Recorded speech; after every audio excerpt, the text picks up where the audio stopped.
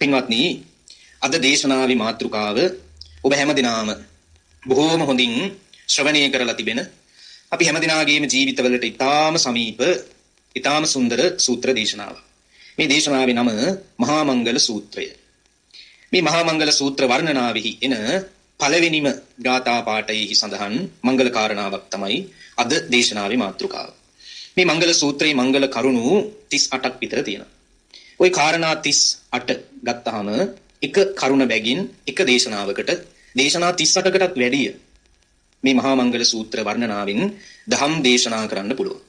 ඒ තරමට අතිශය සාන්දෘෂ්ටික මේ වශයෙන්ුත් සම්ප්‍රායික මේ වශයෙන්ුත් ඒ කියන්නේ මෙලොව වශයෙන්ුත් පරලොව වශයෙන්ුත් අතිශය අභිවෘද්ධිදායක මංගල කාරණා මේ සූත්‍ර දේශනාවේ අන්තර්ගත වෙනවා. අද අපි මාතෘකාර කරපු ඒ කාරණාව මංගල කාරණාව තමයි පූජාච පූජනීයාණං. මේ පූජාච පූජනීයාණං ඒතම් මංගල මුත්තම. පළවෙනිම බුද්ධ වචනය මංගල සූත්‍ර වර්ණනාවෙහි පළවෙනිම ගාථාවෙහි සඳහන් වන තුන්වෙනි කාරණාව. පළමුවෙන්න කියන්නේ අසේවනාච බාලාණං, දෙවැන්න පණ්ඩිතානංච සේවනා, තුන්වැන්න පූජාච පූජනීයාණං ඒතම් මංගල මුත්තම. එතකොට මේ මංගල කියන වචනේහි සරලම තේරුම අදහස අපි හැමදෙනාගේම මෙලොව ජීවිතයක් ඒ වගේම පරලොව ජීවිතයක් මේ ජීවිත දෙකෙහිම උභයාර්ථ සංසිද්ධිය ඇති කරන අතිශය සුන්දර අතිශය වටිනා අතිශය සෝභාමත් කල්යාණ ධර්ම මේ දේශනාවල සඳහන් වෙනවා. මේ කරුණ වල අන්තර්ගත වෙනවා. ඒ නිසායි මේ දේශනාව මංගල සූත්‍රය කියලා කියන්නේ. බොහෝ වෙලාවට මේ මංගල සූත්‍රය ගත්තාම, රතන සූත්‍රය ගත්තාම, කරණීය මෙත්ත සූත්‍රය ගත්තාම අපේ ලංකාවේ බෞද්ධයෝ පුරුදු වෙලා ඉන්නේ සජ්ජායනාමය කුසලය එකතු කරගන්න පින්කමක් විදිහට මේ පිරිත වශයෙන් මේ සූත්‍ර භාවිතා කිරීම. නමුත් මේ දේශනාව හුදෙක් දේශකයාණන් වහන්සේලා විසින් සජ්ජායනා කිරීම පිණිස ශ්‍රාවක භවතුන් විසින් ශ්‍රවණ මාධූර්ය සඳහා තියෙන දේශනා නෙමෙයි. ඒ සඳහා පමණක් තියෙන දේශනා නෙවෙයි. මේ මිබඳු දේශනාවක් මේ මංගල සූත්‍රය අහපු කෙනෙක් සහ මේ මංගල සූත්‍ර දේශනාව ධර්මානුකූලව නිවැරදි ප්‍රතිපත්තියට අදාළව හුරු කරපු පුරුදු කරපු කෙනෙක් ඒකාන්ත වශයෙන් ස්වර්ග මෝක්ෂ සම්පත් ලබන්න ඕන. මේ මංගල කාරණාවන්ගෙන් මේ තමන්ගේ මේ ජීවිතේ සහ සම්ප්‍රායික පරලෝක ජීවිතයේදී ඊළඟ ජීවිතවලදී විශේෂයෙන් ස්වර්ග මෝක්ෂ සම්පත් ඒ කියන්නේ දිව්‍ය ලෝකයේ දිව්‍ය සම්පත් සහිත අමා මහ නිවන් සම්පත් පිණිස මේ කරුණු ජීවිතේ පුරුදු කරන එක මේ මංගල කාරණා ජීවිතේ හුරු කරගන්න එක අතිශය වැදගත් කොටයි බුදුරජාණන් වහන්සේ දේශනා කරලා තියෙනවා. එතකොට අද අපේ මාතෘකාව පූජාච පූජනීයාණ. අද මේ 75 වෙනි ජන්මදිනය යෙදෙන ජේ.එන්.ඒ. ලීලාවතී උපාසිකා මාතාව සම්බන්ධව ඇයිගේ මේ පුණ්‍යවන්ත ජන්මදිනය සම්බන්ධවත් මේ මාතෘකාව බොහෝම හේතුවක් වෙයි, උපකාරයක් වෙයි කියලාත් මම එක පැත්තකින් විශ්වාස කරනවා. මොකද ඔබ ආද කරන්නේ එහෙම පිදිය යුතු අය පුදන පින්කමක් විදිහේ විශේෂ පින්කමක්.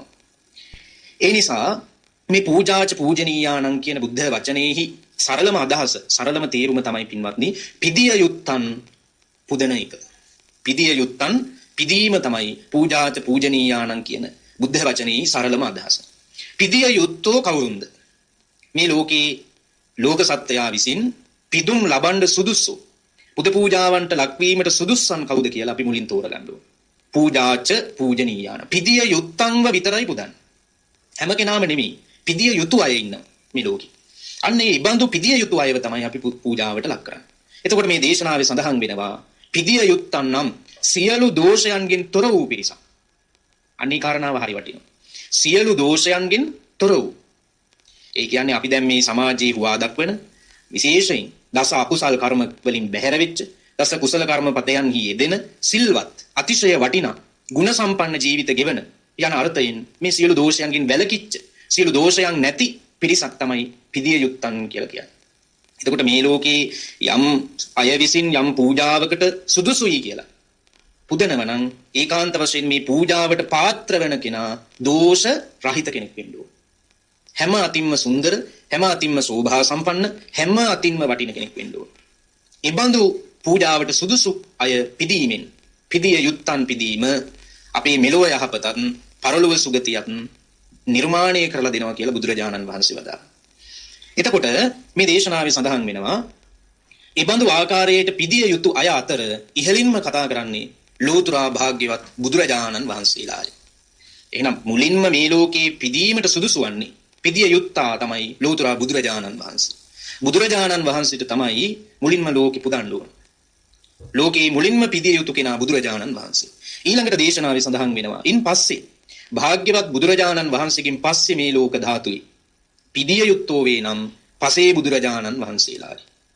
පසේ බුදුවරු. ඒ කියන්නේ බුදුරජාණන් වහන්සේලා ලෝකයේ නැති කල ලෝට පහළ වුණ මුනිවරු පිරිසක් ඉන්නේ. අන්න ඒ මුනිවරු තමයි පසේ බුදුවරු කියලා කියන්නේ. ඒ පසේ බුදුරජාණන් වහන්සේලා දහම් දේශන බවක් ප්‍රකට නැහැ. නමුත් ඒ අමා මහ නිවන අවබෝධ වෙන කොට ඒ ප්‍රාර්ථනා කරපු බෝධි අතුරින් බුදුරජාණන් වහන්සේට පසේ බුද්ධත්වය ඊළඟට අරහත්වය බුදු පසේ බුදු මහරහත් වශයෙන් තමයි මේ තුන්තරා බෝධිය නිර්මාණය කරලා තියෙන්නේ. එතකොට මුලින්ම මේ ලෝකේ පුදන්නේ බුදුරජාණන් වහන්සේව ඊළඟට පුදන්න ඕනේ පසේ බුදුරජාණන් වහන්සේලා. ඊළඟට පින්වත්නි පිදීමට පාත්‍ර වෙන්නේ පූජාවට පාත්‍ර වෙන්නේ මහරහතන් වහන්සේලා. එහෙමත් නැත්නම් ආර්ය ශ්‍රාවකයන් වහන්සේලා. සෝතාපන්න, සකරදාගාමි, අනාගාමි, අරහත් ආදී මාර්ගඵල අවබෝධය සාක්ෂාත් කරපු ආර්ය ශ්‍රාවකයන් වහන්සේලා තමයි ඊළඟට පූජාවට පාත්‍ර වෙන්නේ. එහෙනම් මේ ලෝකේ පිදිය යුත්තන් අතර ශ්‍රේෂ්ඨ වෙන්නේ බුදුරජාණන් වහන්සේ. උන්වහන්සේලාගෙන් පසුව පසේ බුදුරජාණන් වහන්සේලා. උන්වහන්සේලාගෙන් පසුව ආර්ය ශ්‍රාවකයන් වහන්සේලා පිදිය යුත්තෝ වෙනවා. එහෙනම් මුලින්ම අපි තේරුම් ගන්න ඕනේ මේ ලෝකේ බුදුරජාණන් වහන්සේවයි පසේ බුදුරජාණන් වහන්සේලාවයි ආර්ය ශ්‍රාවකයන් වහන්සේලාවයි තමයි අපි පුද පූජාවට පාත්‍ර කරන්නේ. පිදිය යුත්තන් විදිහට ප්‍රමුඛ ස්ථානීලා සලකන. උන්වහන්සේලා වෙනුවෙන් සුළුෙන් කළත් පින්වත්නි. සුළුෙන් කළත් මහා පරිමාණ වශයෙන් කළත් ඒ පූජාවන්හි ආනිසංස අතිශය බොහෝ ජීවිත ගණනාවකට උපනෝපන් ජීවිතවලට හිතසුව පිණිස පවතිනවා කියලායි දේශනාවේ සඳහන් වෙන්නේ. තිට්ඨන්තේ නිබ්බුතේ චාපි සමේ චිත්තේ සමම්පලං. තිට්ඨන්තේ නිබ්බුතේ චාපි සමේ චිත්තේ සමම්පලං. යම් කෙනෙක් බුදුරජාණන් වහන්සේ අද නැතත්, උන්වහන්සේ අද ජීවමානව නැතත්, උන්වහන්සේ ගැන අදහසක් ඇති කරගෙන උන්වහන්සේ කෙරෙහි අප්‍රමාණ ගෞරවයෙන් පලාමිටක්, දැහැත් ටිකක්, නෙල්ලි ගෙඩියක්, බත් සරඬුවක්, ගිලම්පස වීදුරුවක්, ඒ කියන්නේ පුංචිම දේ. පලාමිටක්, දැහැත් ටිකක්, නෙල්ලි ගෙඩියක්, බත් සරඬුවක්, ගිලම්පස වීදුරුවක් වගේ සුළු දෙයක් පූජා කළත් පින්වත්නි, එහි ආනිසංසය මහත් විපාක සහිතයි, මහත් ආනිසංස සහිතයි කියලායි සඳහන් කරන්නේ. ඒ නිසා බුදුරජාණන් වහන්සේ ප්‍රධාන මේ පසේ බුදුරජාණන් වහන්සේලා ඒ වගේම නිකලෙස් ආර්ය ශ්‍රාවකයන් වහන්සේලා පුද පූජාවට පත් කරනවා. එහිදී විශේෂයෙන් කොහොමද අපි පුදන්නේ? අපි වන්දනා කිරීමෙන් පූජාවට පාත්‍ර කරනවා. වන්දනාවෙන් පුදනවා. ඒ වගේම දකින්නකොට ගෞරව කිරීමෙන් පුදනවා. මේ කාරණා ටික හොඳට මතක තියාගන්න. මේ පිදිය යුත්තන්ට පුදනවා කියලා කියන්නේ පින්වත්නි ආහාර පාන වලින්ම සංග්‍රහ කරන එක නෙමෙයි. ඊළඟට මේ භෞතික සම්පත් වලින්ම පුදනවා කියන එක නෙමෙයි. පිදිය යුත්තන් පුදන ක්‍රමවේදයක් තියෙනවා. විශේෂයෙන් අභිවාදන. එනේ වන්දනා කිරීමෙන් අපිට පුදන්න පුළුවන්. විවිධාකාරයට වන්දනා කරලා, নমස්කාර කරලා පුදන්න පුළුවන්. ඒ වගේම පච්චුට්ඨාන, අංජලි කර්ම, සාමීචි කර්ම මෙන්න මේ කරුණ වලින්. ඒ කියන්නේ මේ උතුමන් වහන්සේලා, මේ පිදිය යුතු උතුමන් වහන්සේලා දකිනකොට හුනස්නින් නැගී සිටීමෙන් ගෞරව කරන්න පුළුවන්. අසුන් පනවා දීමෙන් ගෞරව කරන්න පුළුවන්. දැන් ওই අතීතයේ තථාගත බුදුරජාණන් වහන්සේ අන්‍ය තීර්ථකයෝ ළඟට වඩිනකොටත් උන්වහන්සේට ආසනයක් පනවලා තියෙනවා. අන්‍ය ආශ්‍රමවල, අන්‍ය තීර්ථකාරාමවලට බුදුරජාණන් වහන්සේ වඩින අවස්ථාවල අපේ බුදුරජාණන් වහන්සේට ගෞරව කරලා තියෙනවා. ඒ අය ආසනයක් පනවලා බුදුරජාණන් වහන්සේට වැඩ ඉන්න අවස්ථා හදලා තියෙනවා. එපමණක් නෙමෙයි. ඔන්න තථාගත ශ්‍රමණ ගෞතමයන් වහන්සේ එනවා. උන්වහන්සේ අධික ශබ්දයට ഘോഷාකාරී බවට මනාප නැහැ. උන්වහන්සේ මනාප නිහඬ බවටයි. ඒ නිසා හා නිශ්ශබ්ද වෙයල්ලා කියලා. තමන්ගේ අනුගාමිකයෝ නිහඬ කරපු තැනුත් ඔය අන්‍ය ආශ්‍රමවල, තීර්ථකාරාමවල, පරිබ්‍රාජකාරාමවල එදා ඉන්දීය සමාජය පැවතිලා තියෙනවා. එහෙනම් බුදුරජාණන් වහන්සේ කියන්නේ සියලු දෙවියන් අතරත්, සියලු බඹුන් අතරත්, සියලු මිනිසුන් අතරත් මේ දසදහසක් සක්වලෙහිම මහා පූජාවන්ට පාත්‍ර විය යුතු අසහාය ශාස්ත්‍රූන් වහන්සේ නම බුදුරජාණන් වහන්සේ. එතකොට මේ බඳු බුදුරජාණන් වහන්සේ පුදන එක අපේ සන්දෘෂ්ටිකමේ වශයෙන් මෙලොවටත්, සම්ප්‍රායිකමේ වශයෙන් පරලෝක සුගතියටත් අතිශය වාසනාවක්, යහපතක්, මංගල්‍යයක් ඇති කරනවා. ඔය බුද්ධ කාලේ මේ අභිවාදන කියන කාරණාව ප්‍රකට වෙන්න මම මේ කියන්නේ. බොහෝ වෙලාවට බොහෝ අය දෑත නළලි බැඳ වැඳුම් ලබන්නේ. දෑත නළලේ තියාගෙන වදිනවා. සමහර අය දෑත හදවත ළඟ තියාගෙන, පපුව මට්ටමේ තියාගෙන වදිනවා. සමහර අය දෙදන හිසත් දෙවැල මිටත් නළලත් කියන පස් අංග පොළවේ ස්පර්ශ වෙනසී පස් අංග පිහිටුවා වදිනවා. ওই විදිහේ විවිධාකාර ක්‍රම තියෙනවා.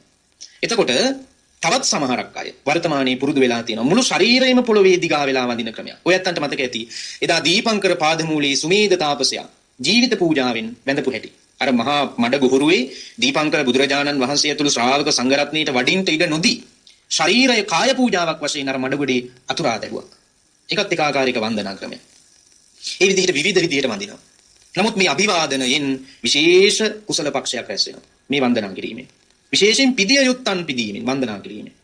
එතකොට පින්වත්නි මේ බුද්ධ කාලේ එක උපාසිකාවක් බොහොම වෘද්ධයි, වයෝ වෘද්ධයි. අතිශය වයසයි. ඉතින් මෙය එහෙම ලොකුවට ධර්මයක් පුරුදු කරපු කෙනෙක් නෙමෙයි. අවසාන කාලේ දවසක් ඉන්නකොට තථාගතයන් වහන්සේ මහා සංඝයා පිරිවරාගෙන එතනින් වඩිනවා. මේ වයසක කාන්තාවත් බුදුරජාණන් වහන්සේ යන මාවතේම ඉන්නවා. මේ මෙය දැක්කහම බුදුරජාණන් වහන්සේට කල්පනාවක් ඇති වෙනවා. මේ ස්ත්‍රිය වනාහි ජීවිතය අතහැරෙනවා ඉක්මනින්. ඒක අඳද හෙටද නෙමෙයි. මේ ජීවිතය අතහැරෙනවා මෑයට. ඒ තරමට දැන් මෑ වයෝ වෘද්ධයි. හැබැයි මාව දැකලා, ඒ කියන්නේ තථාගතයන් වහන්සේව දැකලා මේ වඩින්නේ ලෞතර බුදුරජාණන් වහන්සේ නේද කියලා හිතේ පැහැදීම ඇති කරගෙන මේ වයසක මැහැල්ල මට වන්දනා කළොත් ඒකාන්ත වශයෙන්ම ස්වර්ග සම්පත් ලබනවා. මේ බුදුරජාණන් වහන්සේ නුවණින් දකින්න. උන්වහන්සේගේ හිත මේ වෙලාවේ උන්වහන්සේගේ ඇතිවෙච්ච චේතෝ විතරකය මහා මුගලන් මහරහතන් වහන්සේට දැනගන්න ලැබුණා. මුගලන් මහරහතන් වහන්සේ භාග්‍යවතුන් වහන්සේ වඩින මග පිටුපසින් ඉදිරියට ඇවිල්ලා අර වයසක අම්මට කියනවා, බලන්න මේ තථාගත බුදුරජාණන් වහන්සේ හිත පහදවා ගන්න. මේ තමයි බුදුරජාණන් වහන්සේ හිත පහදවා ගන්න. ඒ අසහාය ශාස්ත්‍රුන් වහන්සේ මේ. ඒ නිසා අර වයසක කාන්තාවට කියනවා බුදුරජාණන් වහන්සේ දැකලා පැහැදීමෙන් මැද ගන්න කියලා. එතකොට අර වයසක අම්මා බුදුරජාණන් වහන්සේට එතනම වන්දනා කළා කියලා. මේ වන්දනාමය කුසලයේ මොනතාක්ද කියනවා නම් පින්වත්නි, ඇය ජීවිතය අතහැරිලා මරණින් පස්සේ ස්වර්ගයේ උපන්. දෙව්ලොව උපන්. අදටත් මේ දිව්‍ය තලවල ඇති බුදුපසේ බුදුමහරහතන් වහන්සේලාට අභිවාදනයෙන් කුසල් කරපුවා. වැඳලා විතරක්. ඒ නිසා මේ වන්දනා කිරීම කියන එක අතිශය සුඛ සහගත කාරණාවක්. අභිවාදනය. ඒ වගේම තමයි ඇඳිලි බැඳ වඳින එක. අංජලි කර්ම. ඇඳිලි බැඳ කියන්නේ මේ ඇඟිලි එකට එකතු කරලා අපි වන්දනා කරන. අංජලි කර්ම, සාමීචි කර්ම. මෙන්න මේ කියන විදිහට ඒ බුදුපසේ බුදුමහරහතන් වහන්සේලා කෙරෙහි අප්‍රමාණ ගෞරව සම්ප්‍රයුක්තව කටයුතු කරනවා. ඒ එපමණක් නෙමෙයි. චීවරාදී, පිණ්ඩපාතාදී, සේනාසනාදී, ගිලාන පච්චය, භේසජ්ජ පරික්කාරාදී. ඒවයිනුත් පුද සත්කාර කරනවා. සිවුරු පූජා කිරීමෙන්, දානය පූජා කිරීමෙන්, සේනාසනී අඩුපාඩු පූජා කිරීමෙන්, ගිලන්පස, පිරිකර බෙහෙත් ආදී පූජා කිරීමෙන් පවා පිදිය යුත්තන් පුදන්න පුළුවන්. තේරුණාද? එතකොට අපි මේ දිනදා ජීවිතේ කරන සියලු පූජාවන් බුදුරජාණන් වහන්සේට, රහතන් වහන්සේලාට, පසේ බුදුරජාණන් වහන්සේලාට අනන්ත සිල් ඇති, අනන්ත ගුණ ඇති, අනන්ත පින් ඇති ඒ පුතුමන් වහන්සේලාගේ ගුණ සිහි කරගෙනයි අපි මේ පුද සත්කාර කරන්නේ. එහෙනම් උන්වහන්සේලා අතිශය දෝෂ දර්ශනයන්ගෙන් තොර වෙච්ච පිරිසක්. වැරදි නැති පිරිසක්, අඩුපාඩු නැති පිරිසක්, දෝෂ රහිත පිරිසක් උන්වහන්සේලා. ඒ නිසායි මේ ලෝකයේ දෙවියන්, බඹුන්, ශ්‍රමණ බ්‍රාහ්මණීන් සහිත මිනිස් ප්‍රජාවෙහි උතුම් පිරිසක් විදිහට බුදුපසේ බුදුමහරහතන් වහන්සේලා සලකන්නේ. ඔය සාරිපුත්‍ර මහරහතන් වහන්සේම මේ භාග්‍යවතුන් වහන්සේ වැඩ ඉන්න පැත්තට හිසලාගෙන සැතපෙන්නේ කියනවා කුටි. එකම ආරාමෙ නෙමෙයි, දුර බැහැරක වැඩ හිටියත් භාග්‍යවතුන් වහන්සේ මොන දිශාවෙහිද? උතුරු දිශාවෙහිද, නැගෙනහිර දිශාවෙහිද, බටහිර දිශාවෙහිද? දිශාව බලා බුදුරජාණන් වහන්සේට හිසලා සැතපෙනවා කියනවා, පයලන්නේ නැතුව. ඒ තරමට ගෞරව සම්ප්‍රයුක්තයි. ඒ රහතන් වහන්සේලා පවා බුදුරජාණන් වහන්සේ කෙරෙහි පිදිය යුතු පුද සත්කාර කරපු ආකාරය. ඔය ආනන්ද මහරහතන් වහන්සේ බුද්ධ කාලේ බුදුරජාණන් වහන්සේට අතිශය හිවණැල්ලක් බඳුව පුද සත්කාර කරමින් හිටපු කෙනා ආනන්ද හාමුදුරුවෝ. ආනන්ද හාමුදුරුවන්ට විතරයි පින්වත්නි භාග්‍යවතුන් වහන්සේගේ බුද්ධ චීවරය පවා අතින් ස්පර්ශ කරන්න ලැබුණා. පෙර එක ජීවිතයක රජ කෙනෙක්ව ඉඳලා බුදුරජාණන් වහන්සේ ඇතුළු රහතන් වහන්සේලාට වස් ආරාධනා කොට වස්වස්සවාගෙන ඒ වස්තුම් මාසේ දින 90ක් තමනුත් උපෝසතේ සමාදන් වෙලා රජුරෝ විදිහට තමනුත් උපෝසතේ සමාදන් වෙලා අර බුදු රජාණන් වහන්සේ ප්‍රධාන රහතන් වහන්සේලාට දන් පෑන් දීලා ඒ වස්සානේ අවසානයේ චීවරයක් පූජා කරපු ආනිසංසය කියනවා. ඔය තථාගත ගෞතම බුද්ධ ශාසනයේ අග්‍ර උපස්ථායකයා වෙලා බුදුරජාණන් වහන්සේගේ බුද්ධ චීවරය වැඩි තරමක් ස්පර්ශ කිරීමේ වාසනාව ලැබුවා කියලා ආනන්දයන් වහන්සේ. මොනතරම් විපාකයක්ද ආනිසංසයක්. බුදුරජාණන් වහන්සේගේ පරිනිර්වාණින් පස්සේ ආනන්ද හාමුදුරුවෝ ආරාමයක් ගානේ වැඩියා කියන්නේ ඔය බුදුහාමුදුරුවෝ පොරෝගෙන හිටපු චීවරේ පපුවට තුරුල් කරගෙන කියන්නේ. ඒ තරම් අතිශය ලිංගතුකමකින්, අතිශය ගෞරවයකින්, ශාස්ත්‍රීය ගෞරවයකින් ආනන්ද හාමුදුරුවෝ කටයුතු කළා තියෙන්නේ. ඒ තමයි පිදිය යුත්තන් පුදන බව. ඔය සූත්‍ර දේශනාවල හැම දේශනාවකම ආරම්භයේ සඳහන් වෙනවා ඒවං මේ සුතං කියලා. මේ මහා මංගල සූත්‍රයේ තියෙනවා. ඒවං මේ සුතං. මා විසින් මෙසේ අසන ලදී. කවුද මේ මා විසින් මෙසේ අසන ලදී කියන්නේ? ඒ කියන්නේ ආනන්ද හාමුදුරුවෝ. එදා බුද්ධ පරිනිර්වාණයෙන් පස්සේ කරපු ධර්ම සංගායනාවේදී ආනන්ද හාමුදුරුවන්ට තමයි ධර්ම භාණ්ඩාගාරික වශයෙන් ධර්මධර භික්ෂූන් අතර අගතැන්පත් භික්ෂුව වශයෙන් ධර්මය විසඳන්න හම්බුනේ උන්වහන්සේ. ධර්මාසනාරූඪ වෙලා දන්තකත විජිනී අරගෙන, ඒ කියන්නේ ඇද්දල මිට සහිත විජිනිපත අරගෙන ධර්මාසනාරූඪව උන්වහන්සේ දේශනා කරපු සියලු සූත්‍ර උන්වහන්සේ කිව්වේ කොහොමද? ඒවං මේ සුතං මම අහගත්තේ මේ විදිහටයි. මම දැනගත්තේ මේ විදිහටයි. මම ඉගෙනගත්තේ මේ විදිහටයි. එතකොට මේ ගෞරවය යන්නේ කාටද? බුදුරජාණන් වහන්සේ. කවදාකවත් මේ ත්‍රිපිටකයේ තියෙන සූත්‍රයක්වත් කිසිදු දේශනාවක් මට තේරෙන විදිහට, මම දැනගත්ත විදිහට, මම කියවපු විදිහට කියලා කියන්න බෑ. කිසිම හාමුදුරු කෙනෙකුට උනත් මම දන්නේ මෙහිමයි කියලා ත්‍රිපිටකයේ සූත්‍රවලට විග්‍රහ කරන්න බෑ. මේක අපි හොයාගත්ත අපේ එකක් නෙමෙයි. මේකේ සම්පූර්ණ අයිතිය තියෙන්නේ බුදුරජාණන් වහන්සේ. එහෙනම් බුදුහාමුදුරුවන්ට කරන ප්‍රබලම බුද්ධ පූජාව තමයි උන්වහන්සේගේ ශාස්ත්‍රූන් වහන්සේගේ ගෞරවයට රැකෙන පරිදි ශ්‍රාවකයෝ ක්‍රියා කිරීම. ඒක තමයි විශේෂයෙන්ම පූජාච පූජනීයානම් කියලා කියන්නේ. බුදුරජාණන් වහන්සේ කෙරෙහි උන්වහන්සේව පුදන ආකාරය කියන්නේ ඒකට. ඒ නිසා ඔය හැම තැනකදීම ආනන්ද හාමුදුරුවෝ මම දැනගත්ත විදිහ, මට තේරුම් ගත්ත, මම දේශනාව අහගත්ත විදිහ, බුදුරජාණන් වහන්සේගෙන් ඉගෙන ගත්තේ මේ විදිහටයි කියන අප්‍රමාණ ගෞරවයකින් තමයි දේශනාව ආරම්භ කරලා තියෙන්නේ. එතකොට මොනතරම් බලන්න පූජාච පූජනීයාන. අද අපිට මේ ධර්මයේ දුන්න, මේ අවබෝධයේ සලසපු, අපි ඉගෙන ගත්ත මේ ධර්මය අපට දේශනා කළේ අපේ බුදුරජාණන් වහන්සේ කියන අතිශය ගෞරවයකින් ආනන්ද හාමුදුරුවෝ මේ බුද්ධ ගෞරවය ඉටු කළා. ඒක තමයි වටිනාම බුද්ධ පූජාව. ඒ නිසා අපි බුදුරජාණන් වහන්සේ වෙනුවෙන් විවිධ පූජාවන් පවත්වනවා. එහෙම බැලුවොත් අපි එදිනදා කරන පහන් පූජාව, මල් පූජාව, සුවඳ පූජාව, ඒ වගේම ආහාර පාන පූජාව, කැවිලි පළවැල පූජාව, දැහැත් පූජාව, මේ වගේ විවිධ පූජාවන් සහිත බුද්ධ පූජාවන් බුදුරජාණන් වහන්සේ වෙනුවෙන් අදටත් අපි පවත්වනවා. අදට වර්තමානයේදී බුද්ධ පූජාවක් වරදින තැනක් නැහැ. විහෙරක් විහාරයක් යම් තැනකද සෑම විහෙරකම විහාරයකම තථාගතයන් වහන්සේ වෙනුවෙන් අදටත් බුද්ධ පූජාව පූජා කරනවා. මේ බුද්ධ පූජාව කරන්නේ අතිශය ගෞරවයෙන්. බුදුරජාණන් වහන්සේ වෙනුවෙන් දක්වන අති විශේෂ ගෞරවයකින් තමයි ඒක කරන්නේ. එතකොට ඔය අතීතයේ බුදුරජාණන් වහන්සේ වැඩ හිටපු කාලෙත් විවිධ අය ඔය විදිහේ බුද්ධ පූජා පවත්වලා තියෙනවා. විවිධ දේවල් වලින් විශේෂයෙන් සිවුරු පූජා කරලා තියෙනවා. දානමාන පූජා කරලා තියෙනවා. විහෙර විහාර ආරාම සංකීර්ණ හදලා පූජා කරලා තියෙනවා. දැන් ওই එක අවස්ථාවක ජේතවනාරාමයට ධර්ම ශ්‍රවණය කරන්න ආපු විශාකාව ඇයගේ 99 කෝටියක් වටිනා මහා මේඝ පළඳනාව ගලවලා මේ දොරකොඩ අභියස ඉල්ලලා තියලා බණ අහන්න යනවා. බුදුරජාණන් වහන්සේ කෙරෙහි ගෞරවයෙන් ඒක කරන්නේ. ගෞරවයෙන් කරන්නේ. දැන් අද අපි පන්සලට එනකොට සෙරෙප්පු ගලවන්න කියන්න ඕන. ඊළඟට ඔළුවේ දාගෙන ඉන්න තොප්පිය ගලවන්න කියන්න ඕනේ අද. එහෙම නැත්නම් ඒවා මේ බෝඩ් වලින් අපේ බෞද්ධයින්ට ප්‍රදර්ශනය කරන්න නැත්නම් අමතක වෙනවා. ඒකත් අමතක වෙනවා. තුනුරුවන් වැඩ ඉන්න තැනට යනකොට පාවහන් ගලවන්න, හිස්සසුන් ගලවන්න කියලා දැන් බෝඩ් වල දැම්මේ නැත්නම් අමතකයිනේ. අපේ අයට. නමුත් මේ විශාකාවට මහමේඝ පළඳනාව කියන්නේ සසර පිනකට ලැබිච්ච එක. තේරුණාද? රන් රිදී මුතු මැණික් ඔබ්බවපු මොනරෙකුගේ පිල් කලඹ විහිදා ගියා වගේ විශාල ආභරණයක් මේ මහමේඝ පළඳනාව. ඔය පළඳනාව හිසේ දරන්න 77 දෙනෙක්ගේ කායික ශක්තිය තියෙන්න ඕනේ කියන්නේ. 77 දෙනෙකුගේ කායික ශක්තිය නැතුව හිසේනේ මේක පළඳන්නේ. ඔය මහමේඝ පළඳනාව පළඳන්න බෑ. ඒ අතිශය බරයි, ඒ තරම් බරයි. ඒ වාසනාව ඇයට තිබුණ වාසනා ගුණය. සංසාරේ දන් දීලා මහා පිනකට ලැබුණේ. ඇය බණ අහන්න යනකොට උජාරුවට ඒක පළඳගෙන ගියේ නෑ. ඇය බණ අහන්න යනකොට ජේතවනාරාමේ වාහල්කඩ ගාව මහමේඝ පළඳනාව ගලවලා තියලා යන්නේ. හැබැයි ඉතින් ඒක හොරකම් කරන්නත් බෑ කෙනෙකුට. අරගෙන පැත්තකින් තියන්නත් බෑ. මොකද 77 දෙනෙක්ගේ බලය තියෙන්න ඕනනේ, කායික බලය ඒක ගන්නත්. ඒ නිසා ලේසියෙන් කෙනෙක් එකට හානි කරන්නෙත් නෑ. නමුත් බලන්න ශාස්ත්‍රූ ගෞරවය බණ අහන්න ගියා කියන්නේ මහමේඝ පළඳනාව ගලවලා තියලා. අවසානයේ දවසක් ධර්ම ශ්‍රවණය කරලා ගෙදර ගියා, මේඝ පළඳනාව අමතක වුණා. රැයක් එළි වෙනකම් මේඝ පළඳනාව ජේතවනාරාමේ අතපසු වුණා කියලා දැනගෙන දැන් ඕක මට නෙවෙයි අයිති. ශාසනයටයි කියලා මහමේඝ පළඳනාව විකුණලා ඒ ධනස්කන්ධයෙන් ජේතවනාරාමයට දෙවැනි පහසුකම් ඇතුව. දෙවැනි මම එහෙම කියන්න හේතුවක් තියෙනවා. මොකද ජේතවනාරාමයේ කියන්නේ අතිශය සුන්දර ආරාම පූජාවක්. භාග්‍යතුන් වහන්සේට කරපු. ශාසනයේ අතිශය පූජාවක් ඒක. තාම වටින පූජාවක්. ජේතවනාරාමයේ පොළොව මැණික් වලින් මැණික් ඔබ්බවා හදපු පොළොවක් කියනවා තිබ්බා කියන්නේ. ජේතවනාරාමයේ. ඒක විශාල ආරාම සංකීර්ණයක්. ඉතින් අනේපිඩු සිටුතුමා ඒ කරපු ආරාම පූජාවට දෙවැනිව කරපු පූජාව තමයි නීග්‍රෝධාරාම පූජාව. පූර්වාරාම පූජාව. ඒ පූර්වාරාම පූජාව කලේ ওই මේඝ පළඳනාව මිල කරලා ලැබුණු ධනස්කන්ධයෙන් කොච්චර වටිනවද? බලන්න මේ ගෞරව සම්ප්‍රයුක්ත භාවය. බණ අහන්න යනකොට මේඝ පළඳනාව ගලවලා තියලා යන්නේ. කොච්චර වටිනවද? ඒ තමයි පිදිය යුත්තන් පුදන ක්‍රමය. බුදුරජාණන් වහන්සේට පුදන ක්‍රමය. ඒ වගේම මේ බහුතරයක් සූත්‍ර දේශනාවල දෙවිවරු බුදුරජාණන් වහන්සේ ළඟට ගියාම බණ අහන්න හිටපු විදිහක් තියෙනවා. ඒක මේ හැම දේශනාවකම තියෙනවා. ඒක මන්තං අට්ඨහස කියලා.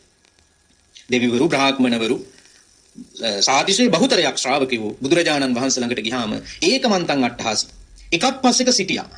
එකක් පස්සෙක සිටියා කියන්නේ ඉඳගෙන හිටියා නෙවෙයි හිටගෙන හිටියා. එකක් පස්සෙක සිටියේ අට්ඨාසි. එතකොට බිත්තිය පැත්තට වෙලක් නෙවෙයි මූණට මූණලක් නෙවෙයි පිටුපස්සෙනුත් නෙවෙයි දුරිනුත් නෙවෙයි ළඟිනුත් නෙවෙයි ඒකමන්තං අට්ඨාසි. ඔය ඇත්තන්ට හිතුණානේ යම් ක්‍රමයක් අන්න ඒ විදිහට හිටියා. ඒකමන්තං අට්ඨාසි. අර කියපු දෝෂ වලින් වැළකීලා එකක් පස්සෙක හිටගෙන හිටියා. දෙවිවරුන්ගේ මහා පුණ්‍ය බල මහිමයට දෙවිවරුන්ට වාඩි වෙන්න ඕන කියලා හිතුනොත් ආසන පහළ වෙනවා. දෙවිවරුන්ට වාඩි වෙන්න ඕන කියලා හිතුනොත් ආසන පහළ වෙනවා. නමුත් පින්වත්නි දේශනාවේ සඳහන් වෙනවා දෙවිවරු තථාගතයන් වහන්සේ සමීපයට ආවම වාඩි වෙන්න හිතන්නේ නැහැ කියලා. ඒකට හේතුව තමයි වාඩි වෙන්න හිතුනොත් ආසන පහළ වෙනවා. ආසනයක වාඩි වෙලා ධර්ම ශ්‍රවණය කරන එක නැත්නම් භාග්‍යවතුන් වහන්සේ ළඟ වාඩි වෙන එක ආසනයක ගෞරවයට නුසුදුසුයි කියලා දෙවිවරු හිතන හින්දා වාඩි වෙන්නේ. බලන්න කොච්චර වටිනවද කියලා. තථාගතයන් වහන්සේට දක්වන ගෞරවයක් විදිහට එකක් පස්සෙක හිටගෙන ඉන්නවා වාඩි වෙන්නේ නැහැ. වාඩි වෙන්නේ නැත්තේ බිම වාඩි වෙන්නේ නැහැ දෙවිවරු කොහොමද? ආසන පහළ වෙනවා. ආසනයක බුදුරජාණන් වහන්සේ ඉදිරිපිට වාඩි වෙන එක නුසුදුසු හින්දා දෙවිවරු වාඩි වෙන්න හිතන්නේ නැහැ. ඒ විතරක් නෙමෙයි මහා ශ්‍රාවක මහරහතන් වහන්සේලා භාග්‍යවතුන් වහන්සේ දෙපස වැඩ ඉන්නවා. සාරිපුත්‍ර මහා මොග්ගල්ලාන මහා කාශ්‍යප ආනන්ද නන්ද රාහුල වගේ මුනිවරු. අන්නේ උතුමන් වහන්සේලාට දක්වන ගෞරවයක් විදිහටත් දෙවිවරු වාඩි වෙන්නේ නැහැ කියනවා. කොච්චර වටිනවද? ඒ නිසා මේ පුද සත්කාර කරනවා කියන එක පිදිය යුත්තන් පුදනවා කියන එක පින්වත්නි අපේ මෙලොවත් පරලොවත් දෙකෙහිම යහපත උදා කරන අතිශය වටින මංගල කාරණාවක්. මේවාට මංගල කියන වචනය අර්ථය ලැබලා දීලා තියෙන්නෙම දුකට යන මාර්ගයේ වහලා දානවා කියන අදහස. සතර අපායට යන දොරටු වහනවා. ඒ නිසායි මේවා මංගල කාරණා වෙන්නේ. බුද්ධ කාලයේ පින්වත්නි ජීවත් වුණා සුමන කියලා මල්කාරයෙක්. සුමන බුදුරජාණන් වහන්සේක දවසක් පෙරවරු කාලයේ සිවුරු හැඳ පුරවගෙන පාත්‍රය රැගෙන රජගහ නුවර වටා පිණ්ඩපාතේ වැඩම කළා. ඒ වෙලාවේ මේ සුමන කියන මල්කාරයා මගධාධිපති බිම්බිසාර රජුරුවන්ගේ මාලිගාවට මල් අරගෙන යන කෙනා. එදත් උදේ කාලේ මාලිගාවට මල් අරගෙන යනවා. එහෙම මල් අරගෙන යනකොට මේ මගධේ නගර දොරටුව වෙත වැඩම කරලා හිටපු බුදුරජාණන් වහන්සේව දැකලා මේ සුමන මල්කාරයා අතිශය පැහැදීමට ලක් වුණා. මොකද බුදුරජාණන් වහන්සේ කියන්නේ පින්වත්නි අපහැදුණු අය පහදවන අතිශය විශේෂ දෙතිස් මහා පුරුෂ ලක්ෂණයන්ගෙන් අනුන අසීති අනුයන්ජනයන්ගෙන් සෝභා සම්පන්න අතිශය සුන්දර ශරීර ලක්ෂණ සහිත බුද්ධ ශ්‍රියාවෙන් බබලන ශාස්ත්‍රඥ වහන්සේ නම බුදුරජාණන් වහන්සේ. උන්වහන්සේ දැක්කහම අතිශය පැහැදීමක් ඇති වෙනවා. මොකද බුදුරජාණන් වහන්සේ ගැන පැහැදුණු ආකාර කීපයක් තියෙනවා. සමහරු පැහැදිලා තියෙනවා බණ අහලා. සමහරු පැහැදිලා තියෙන්නේ උන්වහන්සේ මෙහෙම බණ කියනවා කියලා අහලා. සමහර අය පැහැදිලා තියෙන්නේ බුදු කෙනෙක් ඉන්නවා කියලා අහලා. සමහරු පැහැදිලා තියෙනවා බුදුරජාණන් වහන්සේගේ රූපකාය දැකලා. ඔය බුද්ධ කාලේ හිටපු වක්කලී තරුණයත් එහෙමයි. බුදුරජාණන් වහන්සේගේ රූපකාය දැකලා රූපකාය කෙරෙහි වසීකృత වෙලා උදේට යන ගියාම පන්සලට හැන්දෑවේ ගෙදර ඉන්නේ. බණ අහන්න නෙමෙයි යන්නේ බුද්ධ රූපකාය දකින්න. බණ ඉවර වෙනකන් බුදුරජාණන් වහන්සේගේ රූපය දිහා බලාගෙන ඉඳලා එනවා. කවදාවත් මගපල ලැබුවේ නැහැ. බුදුරජාණන් වහන්සේගේ රූපකාය දිහා බලාගෙන ඉඳලා යනවා. කල්පනා කළා මේක හැමදාම කරන්න බෑ. පන්සල් එන්න යන්න. මට නතර වුණොත් පන්සලේ හැමදාම බලන්න පුළුවන් බුදුහාමුදුරුවෝ. ඒ නිසා ගිහිල්ලා වැඳලා කිව්වා මං කැමතියි මහාන වෙන්න. වක්කලී තරුණයා මහාන කළා. දැන් වක්කලී භික්ෂුව දැන් මොකද කරන්නේ? දැන් දිනපතාම තථාගතයන් වහන්සේගේ රූපකාය දිහා බලාගෙන ඉන්නවා. ඔහොම ඉඳලා දවසක් අධික ලෙස රෝගාතුර වුණා. රෝගාතුර වුණාට පස්සේ බුදුරජාණන් වහන්සේ මේ වක්කලී භික්ෂුව බලන්න එතනට වැඩම කරනවා. ඒ වෙලාවේ බුදුරජාණන් වහන්සේ අහනවා වක්කලී කුමද්ද ඔබේ අසනීපේ? ස්වාමීනි වෙනදා මං ඔබ වහන්සේ දිහා බලාගෙන ඉන්නවා. මට අද ඔබ වහන්සේ දිහා බලාගෙන ඉන්න විදිහක් නැහැ. ඒ නිසා කායික රෝගයකටත් වඩා මානසිකව මම රෝග පීඩාවටපත් වෙලා ඉන්නේ. මානසික ව්‍යාධියකටපත් වෙලා ඉන්නේ. ඔබ වහන්සේ දිහා බලන්න නැතුව. ඒ වෙලාවේ තමයි බුදුරජාණන් වහන්සේ දේශනා කරන්නේ කින්තේ වක්කලී මිනා පූතිකායේ. මේ නවදොරකින් අසූචි වැగిරෙන ශරීරය දිහා බලලා මාව දකින්න පුළුවන් කමක් නැහැ. මාව දකිනවා නම් සෝ ධම්මං පස්සති යෝ මං පස්සති. යමෙක් ධර්මයේ දකිනවා නම් ඔහු තමයි මාව දකින්නේ. යෝ ධම්මං පස්සති සෝ මං පස්සති. ධර්මයේ දැකපු කෙනා මාව දකින්න උත්සාහවන්ත වෙනවා. බලන්න කොච්චර වටිනවද? ඒ නිසා බුදුහාමුදුරන්ගේ රූපකායටත් බොහෝ අය පැහැදුනා. මේ සුමන මල්කාරයා කල්පනා කරනවා රජුරවන්ට මල් ගෙනihin දුන්නම මට කහවණු 100ක් 1000ක් හම්බ වෙනවා. රජමාලිගාවට මල් සැපෙව්වා. නමුත් එහෙම ලැබෙන කහවණු මෙලොව යහපතට විතරයි. මෙලොව සැපේට විතරයි එහෙම ලැබෙන ධනෙ. නමුත් භාග්‍යවතුන් වහන්සේට මේ මල් පූජා කළොත් මට අසංකේය ගණන් සැපඵල ලබන්න පුළුවන් මේ මල් පූජාවේ ආනිසංසය. සුමන කල්පනා කරනවා. එහෙම හිතලා මේ සුමන මල්කාරයා භාග්‍යවතුන් වහන්සේව මේ මල් වලින් පුදනවා කියන පහන් සිත ඇති කරගෙන එක මල් මිටක් අතට අරගෙන භාග්‍යවතුන් වහන්සේගේ පිටුපසට කොහොම දැම්මා කියනවා. එතකොට සඳහන් වෙනවා පින්වත්නි, මේ මල් බුදුරජාණන් වහන්සේ වැඩ ඉන්න තැන, බුදුරජාණන් වහන්සේ වැඩ ඉන්න තැනින් අහසින් මේ මල් ටික උඩට ගිහිල්ලා බුදුරජාණන් වහන්සේ මත මල් වියනක් වගේ හැදුනා කියනවා. මේ බුද්ධ අසිරියෙන් වෙන එක. පිටුපසට දාපු මල් ටික අහසින් මේ අහසින් උඩට ඇවිල්ලා බුදුරජාණන් වහන්සේගේ සිරස මස්තකයේ සිරසට ඉහළින් මල් වියනක් වගේ පිහිටියා කියනවා. ඒ අනුභවය දැකලා වඩාත් පැහැදීමටපත් වෙච්ච මේ සුමන තවත් මල් මිටක් දැම්මා කියනවා.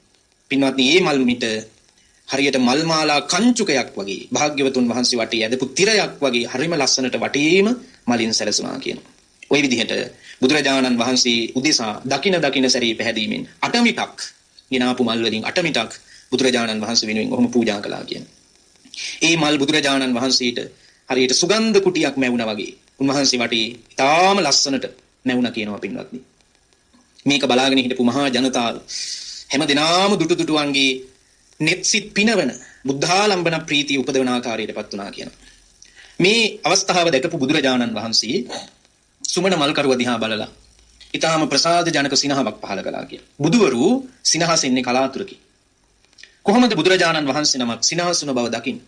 යම් අවස්ථාවල බුදුරජාණන් වහන්සේ ඉදිරියෙන් වඩිනකොට උන්වහන්සේගේ පිටුපසින් තමයි පෙළට ආනන්ද නන්ද රාහුල ආදී මහා තෙරුන් වහන්සේලා වඩින්නේ. භාග්‍යවතුන් වහන්සේ ඉදිරියේ යම් දෙයකට සිනහ පහළ කළොත් පිටුපසින් ඉන්න ආනන්ද හාමුදුරුවෝ කොහොමද ඒක දකින්නේ? ඒක දකින්නේ මෙහෙමයි. බුදුරජාණන් වහන්සේ වටා තියෙනවා අතිශය වටින රැස් වලල්ල ව්‍යාම ප්‍රභාවක්. සවනග්ගන බුද්ධ රශ්මි මාලාවක්. තථාගතයන් වහන්සේ සිනහ පහළ කරනකොට උන්වහන්සේගේ ශ්‍රී මුඛයේ දන්තයන්ගෙන් කිරිසිදු පාටින් රශ්මි ධාරාවක් විහිදෙනවා කියනවා පිටතට. මොකද බුදුරජාණන් වහන්සේගේ දත් මඩල වීසති ශ්වේත සුදන්තු 20 බැගින් දත් පෙළ දිලෙනවා. ඒ කියන්නේ උඩු ඇන්දේ දත් 20යි යට ඇන්දේ දත් 20යි සියල්ල දත් 40ක්. ඒ දන්ත ධාතුන් වහන්සේලා සියල්ලම කිරිසුදු පාටින් බබලනවා. නිතරම දිස් වෙන්නේ නැහැ. ඔය වගේ අතිශය දුර්ලභ වෙලාවක සිනහ පහල කරන වෙලාවක අර දන්ත ධාතුන් වහන්සේලාගෙන් විහිදුණු ශ්වේත වර්ණය බුදුරජාණන් වහන්සේගේ මේ පැත්තෙන් පිටුපසට ඇවිල්ලා අර සවනග්ගන බුද්ධ රශ්මි මාලාව ආලෝකයේ විහිදුවනවා කියන්නේ. එතකොටයි දැනගන්නේ තථාගතයන් වහන්සේ යමකට සිනහ පහල කළ බව. බුදුරජාණන් වහන්සේ අහනවා ආනන්ද හාමුදුරුවෝ, ස්වාමීනි ඔබ වහන්සේ සිනහ වෙන්න කරුණ මොකද්ද? හේතුව මොකද්ද? ඒ වෙලාවේ බුදුරජාණන් වහන්සේ දේශනා කරන ආනන්දය, මේ සුමන මල්කාරයා විශේෂ මල් පූජාවක් කළා මල් වලින්. දැන් අදටත් අපි වර්තමානයේ ඔය ඇත්ත දකිනවා විවිධ අය විවිධ විදිහට මල් වලින් සැරසිලි කරනවා. මල් වියන් වලින්, පාවඩේට මල් ඉහිමින්, නේද? ඒ වගේම වටේට ලස්සනට මල් වැල් ගොතමින්, වට තිර ඇද්දා වගේ, කංචුක පැලඳුවා වගේ අතිශය වටේට මහත්පසම ආවරණය වෙන විදිහට සුගන්ධවත් මල් වලින් සැරසිලි කරලා තියෙනවා. ඔය දලදා මාලිගාවේ පෙරහැර කාලෙට අවසාන පෙරහැර සිදු කරන දවසට උන්වහන්සේගේ වැඩ සිටින මාලිගයේ පුරාම පින්වත්නි විවිධ අනේක විද මල් වලින් සැරසිලි කරනවා. අතිශය ලස්සනයි. රුවන්වැලි මහා සෑය මහා බෝධීන් වහන්සේ, ජයශ්‍රී මහා බෝධීන් වහන්සේ වැඩ ඉන්න උඩමළුවේ දිනපතා මල් වලින් පුරවනවා. හරිම සුවඳවත් මල් පූජා. එතකොට මේ විදිහේ මල් පූජාවන් අදටත් කරනවා. එදා සුමන මල්කාරයා ඒ විසි කරපු අටමිටක් මල් බුද්ධ අසිරියෙන් තමයි බුදුරජාණන් වහන්සේගේ සිරස මතින් වියනක් ආකාරයට, වටේට තිර ඇදි කංචුකයක් ආකාරයට මල් විහිදිලා පැතිරිලා ලස්සනට මැවුනේ. එතකොට බලන්න පින්වත්නි, බුදුරජාණන් වහන්සේ දේශනා කරනවා මේ මල් පූජාවේ ආනිසංසයෙන් ආනන්ද, මේ සුමන මල් කරුවා කල්ප ලක්ෂයක් දෙවියන් අතර උපදින. කල්ප ලක්ෂයක් දෙවියන් අතර උපදින. මිනිසුන් අතර උපදිනවා. මෙහෙම දෙවියන් මිනිසුන් අතර සැරිසරලා සංසාරේ කෙලවර සුමනිස්සර නමින් පසේ බුදුරජාණන් වහන්සේ නමක් වෙලා ලෝකේ පහළ වෙනවා කියලා බුදුරජාණන් වහන්සේ වදාළා. තංච කම්මං කතං සාධු යං කତ୍වා නානුතප්පති යස්ස පතීතෝ සුමනෝ විපාකම් පටිසීවති. බුදුරජාණන් වහන්සේ මේ ගාථාවෙන් දේශනා කරන්නේ යමක් කොට පසුතැවෙන්නට සිදු නොවේද, යමක විපාකයේ ප්‍රීතියෙන් හා සොම්නසින් යුක්තව විඳින්න පුළුවන්ද, අන්න ඒ දේවල් කිරීම යහපත් කියන. ඒ කියන්නේ යම් පින්කම් කරාම යම් දේවල් කරාම අපේ හිත පසුතැවිලි වෙන්නේ නැත්තම්, පශ්චාත්තාපී වෙන්නේ නැත්තම්, අන්න ඒ වගේ යහපත් දේවල් නැවත නැවතත් නිතර කරන්න කියන්නේ. භාග්‍යවතුන් වහන්සේ වෙනුවෙන් මල් පූජා කරාම හිතේ මොනතරම් පැහැදීමක් ඇති වෙනවා. ඒකත් අපි පුදන ආකාරයක් තියෙනවා උන්වහන්සේ වෙනුවෙන්. ඒ නිසා මේ පිදීම අතර පූජා විදි දෙකක් බුදුරජාණන් වහන්සේ දේශනා කරනවා. එකක් තමයි ඔය අපි කියපු ආමිස පූජාව. තව එකක් තියෙනවා. ඒක තමයි බුදුරජාණන් වහන්සේ පුදන්න පුළුවන් අර්ථවත් පූජා. මොකද්ද? ප්‍රතිපත්ති පූජා. සිල්වත් භාවයේහි පිහිටලා, කාය වාග් ద్వාරේහි සංවර භාවී උපදවාගෙන, ඒ වගේම පින්වත්නි සිල් ගුණවත් වලින් විශේෂයෙන් ගුණ සම්පන්නව තමන්ගේ ජීවිතේ පෝෂණය කරගෙන අන්නේ ප්‍රතිපත්ති තුලින් බුදුරජාණන් වහන්සේට බුද්ධ පූජාව කරන්න පුළුවන්. ප්‍රතිපත්ති පූජාවක් විදියට. උපෝසත අෂ්ටාංග සීලයේ සමාදන් වෙලා මනාව ආරක්ෂා කරලා සීලමය ප්‍රතිපත්තියෙන් බුදුරජාණන් වහන්සේ පුදන්න පුළුවන්. විදර්ශනා ආදී භාවනා කමඨහන් වලින් භාවනාමය ප්‍රතිපත්තියක් කරලා ඒ සියලු ප්‍රතිපත්ති පූජා බුදුරජාණන් වහන්සේට පූජා කරන්න පුළුවන්. ඒ නිසා මේ බුද්ධ ශාසනය ආමිසය බැහැර කරන්නේ ආමිසය හරවත් කොට බුදුහාමුදුරෝ දේශනා කරනවා. හැබැයි ප්‍රතිපත්තිය අර්ථ සම්පන්න දෙයක් විදිහට බුදුරජාණන් වහන්සේ හුවා දක්වනවා. ඒකයි වටින්නේ. ඒ නිසා පින්වත්නි දේශනාවේ සඳහන් වෙනවා මේ බුදුරජාණන් වහන්සේගේ බුද්ධ වචනේ පරියාප්ති ධර්මය, ඒ පරියාප්ති ධර්මයේ ශ්‍රවණය කරලා ඒ ධර්මයට අනුකූලව ගෙවන ධම්මානුධම්ම ප්‍රතිපදාව තමයි ප්‍රතිපත්ති ශාසනය කියන්නේ. එහෙනම් ප්‍රතිපත්ති ශාසනයට, ප්‍රතිපත්ති පූජාවට අතිශය හරවත් වටිනාකමක්, අර්ථාන්විත වටිනාකමක්, ඥාන සංප්‍රයුක්ත වටිනාකමක් බුද්ධ දේශනාව තුළ ලැබිලා තියෙනවා. ඒ පිළිබඳවත් මේ පිදිය යුත්තන් පුදන කාරණාවේදී හොඳට තේරුම් ගන්න ඕන. ඒ වගේම තමයි පින්වත්නි මේ දේශනාවේ සඳහන් වෙනවා. ගිහියන් අතර මේ පූජාවන් කරනකොට පිදිය යුත්තන් පුදනකොට විශේෂයෙන් බාල සොහොයුරන්, වැඩිහිටි සොහොයුරන්ටත් පුද සත්කාර කරන්න ඕන, ගෞරව කරන්න ඕන. ඒකත් පිදිය යුත්තන් පුදන ක්‍රමයක් කියන්නේ. ඒ වගේම තමයි පින්වත්නි දරුවන්ට දෙමව්පියන් පූජනීයයි කියන්නේ. බාල සහෝදරයන්ට වැඩිහිටි සහෝදරයන් පූජනීයයි වගේම දරුවන්ට දෙමව්පියන්වත් පූජනීයයි කියලා සලකනවා. පූජනීය වස්තුවක් දෙමව්පියෝ කියන්නේ. ඒ වගේම තමයි පින්වත්නි සඳහන් වෙනවා කුල ස්ත්‍රීන්ට තමන්ගේ ස්වාමියා පූජනීයයි කියන්නේ. ඒ වගේම තමයි නෑදෑ ඥාති හිත මිත්‍රාදීන්ට ඥාතීන්ට තමන්ගේ අනිකුත් ඥාතීන් පූජනීයයි කියන්නේ. මේ විදිහට මේ ගිහි ජීවිතයේ ගෙවන ගිහියන්ගේ ජීවිත තුලත් මේ පූජනීය භාවය ওই විදිහට පවත්වනවා. ඒකත් පූජකෝ ලබතේ පූජං වන්දකෝ පටිවන්දන යසෝ කිත්තිංච පප්පෝති යෝ මිත්තානන්න දූභති කියලා මිත්තානිසංස සූත්‍රයේදී බුද්ධ දේශනාවේ සඳහන් වෙනවා. මේ පිදිය යුත්තන් පුදන එක, ගරු කළ යුත්තන්ට ගරු කරන එක, වැඳිය යුත්තන්ට වදින එක කීර්ති ප්‍රශංසා ලැබීමට විශේෂයෙන් මිත්‍ර ආනිසංස කුසල ධර්මයක්, කල්යාණ ධර්මයක් විදිහට බුද්ධ දේශනාවේ සඳහන් වෙනවා.